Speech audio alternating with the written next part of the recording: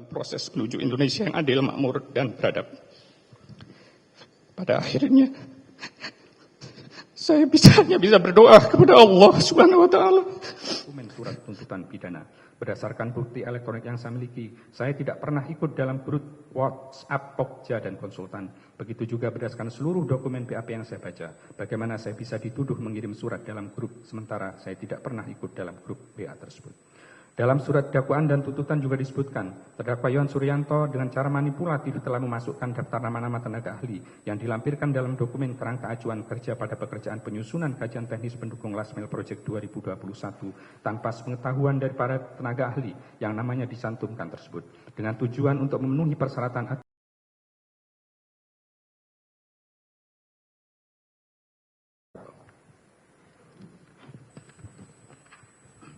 agar dapat dilaksanakan pekerjaan kajian teknis pendukung Last Mile Project 2021 pada bakti. Yang mulia Majelis Hakim, penasihat hukum, penuntut umum, dan hadirin yang terhormat, saya tidak memasukkan nama-nama ahli dalam KAK, kajian teknis pendukung Last Mile Project 2021. Selain itu, KAK atau kerangka acuan kerja kajian pendukung teknis Last Mile Project tahun 2021 merupakan tanggung jawab dari Bakti sebagai pemberi kerja kepada HUDEF UI.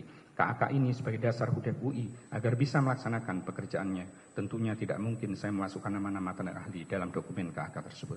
Selain itu, nama-nama usulan tenaga ahli adalah diusulkan oleh Ketua HUDEF UI karena mereka sudah pernah terlibat dalam proyek di HUDEF UI sebelumnya. Saya juga tidak tahu nama-nama yang disertakan dalam dokumen kontrak dan SK karena saya hanya sebagai salah satu tenaga ahli dan saya baru mengetahui kontrak dan SK tersebut ketika proses penyidikan. Hal ini karena saya tidak pernah mengurus kontrak, tidak pernah mengurusi dokumen penagihan, termasuk tidak pernah memerintahkan tanda tangan penagihan maupun menghubungi tenaga ahli lain untuk ikut dalam kajian teknis pendukung Last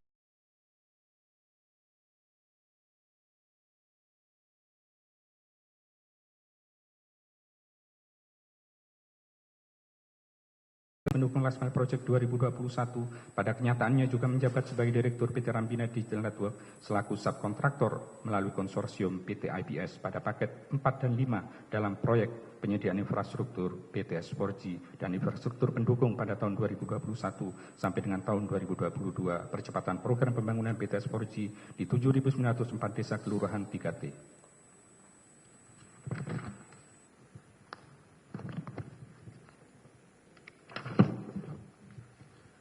Yang mulia Majelis Hakim, penasihat hukum, penuntut umum, dan hadirin yang terhormat. Memang benar, saya juga sebagai dirut di PT Rambinet Digital Network. Tapi PT Rambinet Digital Network tidak ada kaitannya dengan kajian teknis pendukung Last Mile Project 2021 dan juga tidak pernah melakukan pendekatan-pendekatan kepada vendor-vendor peserta tender.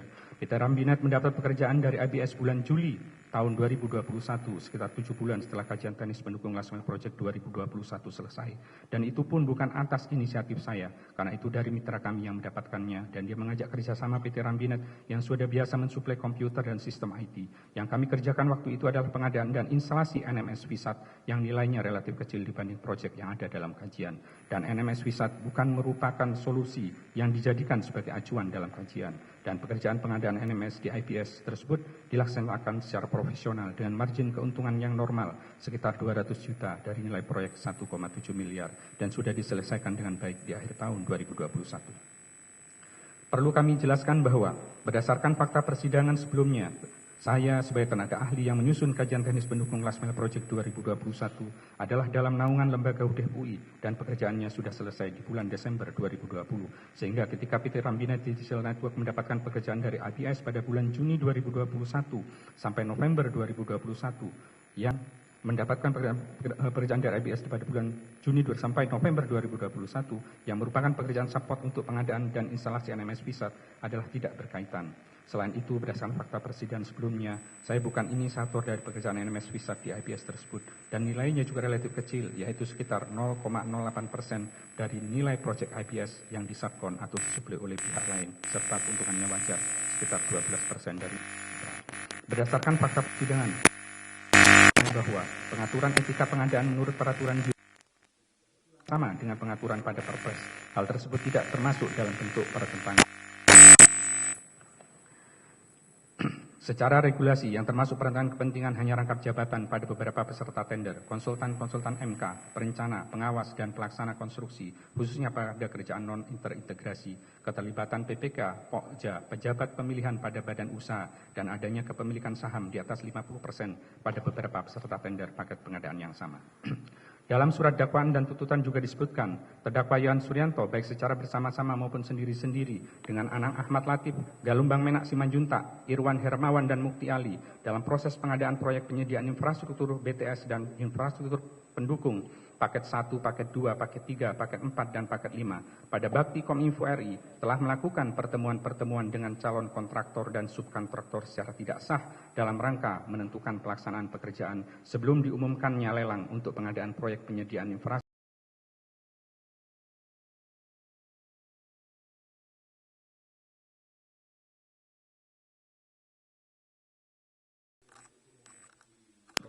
Saya tidak pernah melakukan pertemuan-pertemuan dengan vendor secara tidak sah untuk mengatur tender pemenang tender maupun untuk mendapatkan harga atau memasukkan harga pesanan vendor dalam proyek BTS 4G. OE dalam kajian dilakukan sesuai dengan kaidah KIJN.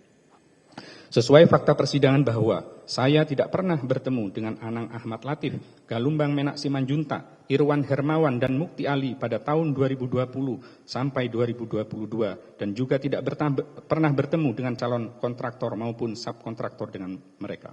Bertemu dengan para terdakwa saja tidak pernah, bagaimana bisa bertemu bersama mereka dengan vendor. Khusus dengan terdakwa Anang Ahmad Latif di tahun tersebut hanya pernah meeting online Zoom dan ada diskusi via grup dan tidak satupun yang melibatkan calon kontraktor maupun subkontraktor. Selain itu, dalam surat dakwaan dan tuntutan saya juga diduga memperkaya diri sendiri.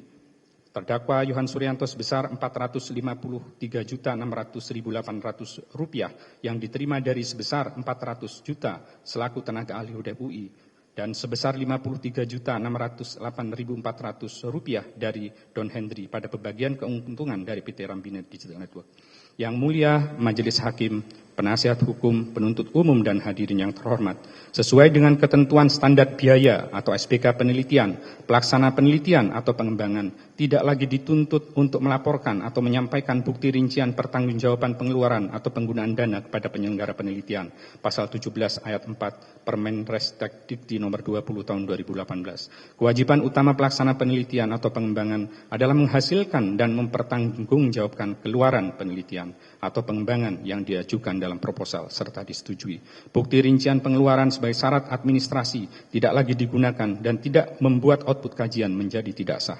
Bahwa berdasarkan fakta persidangan, bukti elektronik berupa percakapan WA dan rekening koran BNI milik saya, bahwa pembayaran dari HUDEP UI untuk kajian pendukung Last Mile Project 2021 kepada saya adalah berupa bagian dari Rp390 juta dan itu pun berasal dari sumber yang lain yang tidak terkait dengan pembayaran dari bakti ke HUDEP UI untuk kajian terkait. Sementara itu, pembagian keuntungan Rp43.608.400 untuk Rambinet, bukan 53 juta sesuai keterangan dalam BAP saksi dan fakta persidangan, adalah keuntungan dari pengerjaan proyek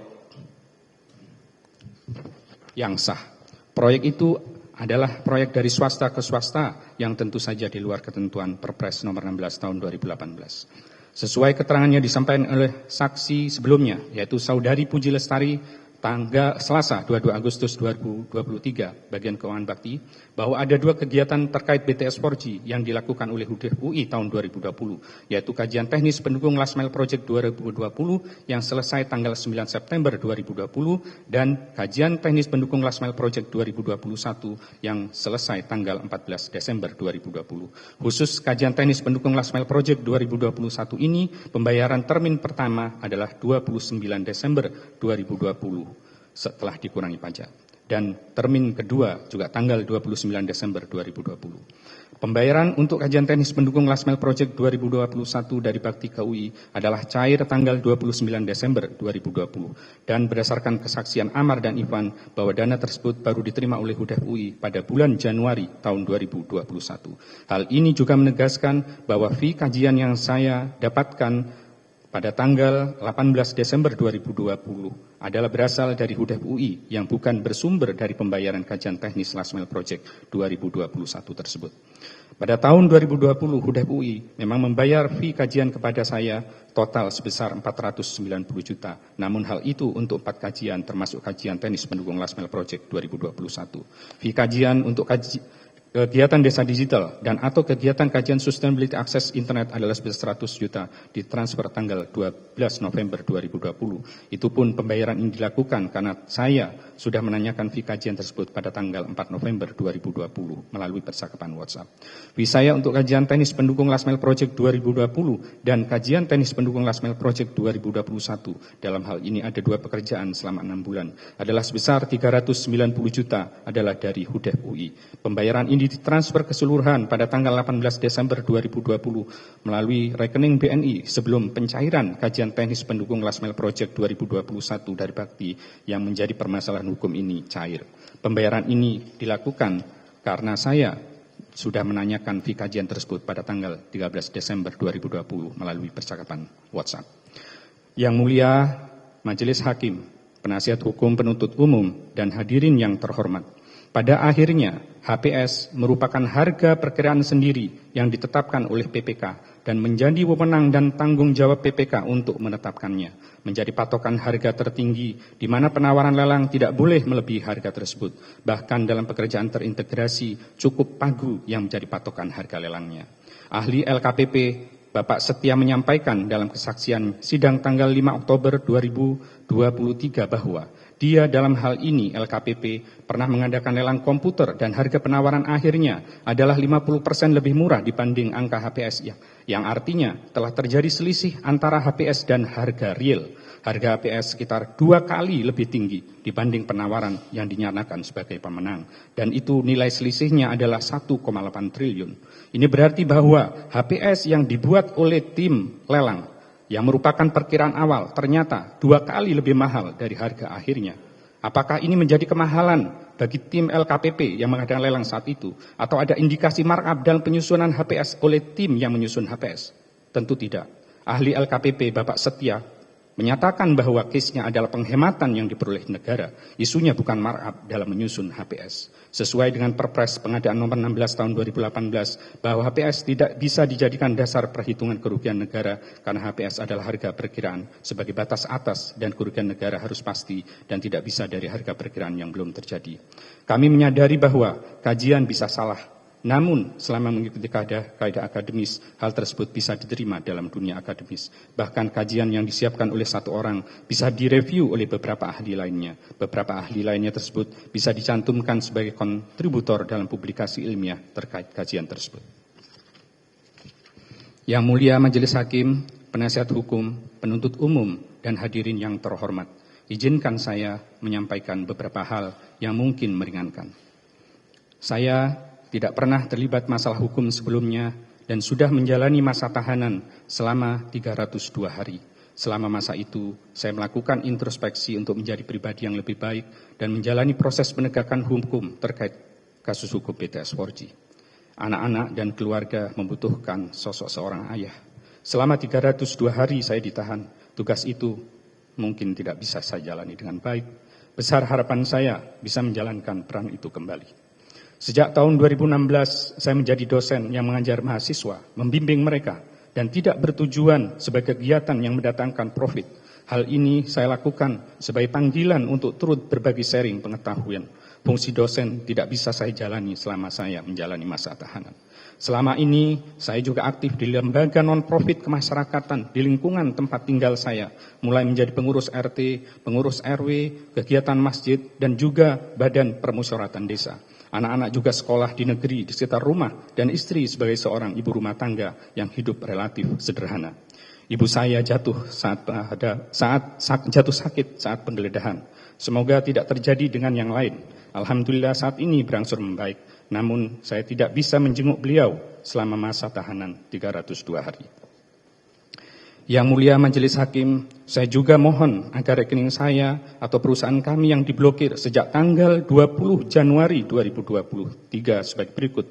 Bank BCA nomor 035 sekian-sekian atas nama Yohan Suryanto. Bank BCA nomor 035 sekian-sekian atas nama PT Rambinet Digital Network. Bank BNI nomor 020 sekian-sekian atas nama Yohan Suryanto. Bank BNI nomor 035 sekian-sekian atas nama Saskia Gesani CQ Yohan Suryanto. Bank BNI nomor rekening 081 sekian-sekian atas nama PT Rambinet Digital Network. Mohon dengan alasan kemanusiaan agar bisa dibuka. Meskipun saldo rekening tersebut tidak banyak, besar harapan kami agar rekening tersebut bisa dibuka untuk memenuhi kebutuhan hidup keluarga dan sekolah anak-anak. Hal ini karena aliran uang dalam rekening tersebut yang dalam dakwaan sebagai diduga memperkaya diri sendiri sebesar 453 juta saya dapatkan secara sah sebagai fee konsultan dari HUDEP UI selama 6 bulan pada tahun 2020 dan keuntungan sah Rambinet dari proyek pada akhir tahun 2021. Dan perlu ditegaskan kembali bahwa aliran dana yang 400 juta dari HUDEP UI itu pun bukan dari kajian teknis pendukung last mile project 2021 yang menjadi masalah hukum dalam perkara ini. Karena dari bukti-bukti yang saya sampaikan tadi bahwa itu berasal dari talangan HUDEP UI. Dan juga 53 juta sebagai keuntungan Rambinet itu pun dananya sudah disita oleh negara. Yang mulia Majelis Hakim, Penasihat Umum, Penuntut Umum dan hadirin yang terhormat. Dalam kesempatan ini saya juga ingin menyampaikan permohonan maaf yang sebesar-besarnya kepada orang tua, istri, anak-anak dan keluarga saya. Bahwa selama saya ditahan tanggal 4 Januari 2023, telah banyak terlibat secara emosi dan fisik yang mungkin cukup berat. Khususnya anak-anak saya yang tidak bisa menamani keseharian mereka sebagai sosok seorang ayah. Namun, insya Allah, hati saya dan semangat saya akan terus bersama mereka.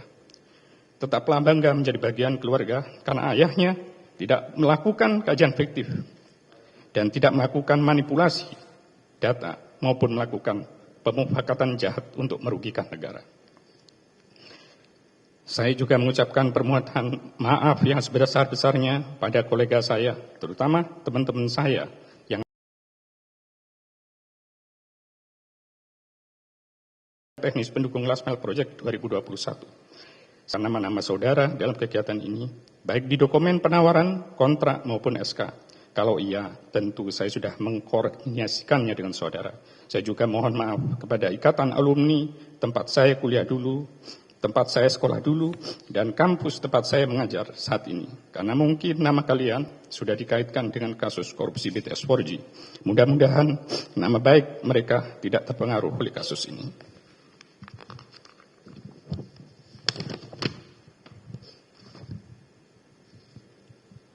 Saya juga mohon maaf kepada lingkungan sekitar saya, desa di mana saya menjadi BPD yang mungkin secara tidak langsung terkait isu BTS 4G. Semoga kalian tetap semangat melayani masyarakat. Saya juga mengucapkan banyak terima kasih yang sebesar-besarnya kepada orang tua, istri saya, anak-anak saya, dan kepada saudara-saudara saya.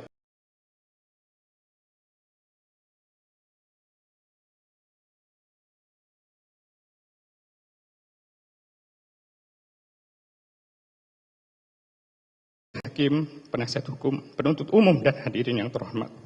Ke depan, setelah saya bebas, insya Allah saya akan turut aktif dalam gerakan penyelamatan uang negara dan berharap bisa memberikan kontribusi dalam proses menuju Indonesia yang adil, makmur, dan beradab. Pada akhirnya, saya hanya bisa berdoa kepada Allah Subhanahu wa Ta'ala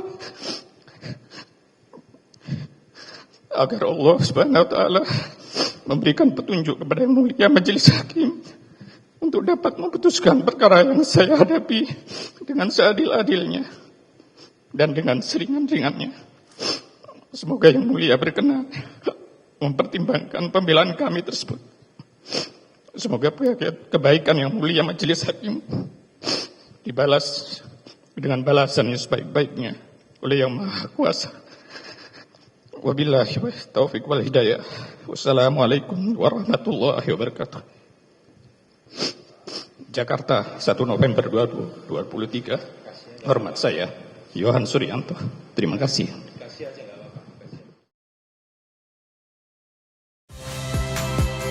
Saya Nitya Anissa. Saksikan program-program Kompas TV melalui siaran digital, pay TV, dan media streaming lainnya. Kompas TV, independen, terpercaya.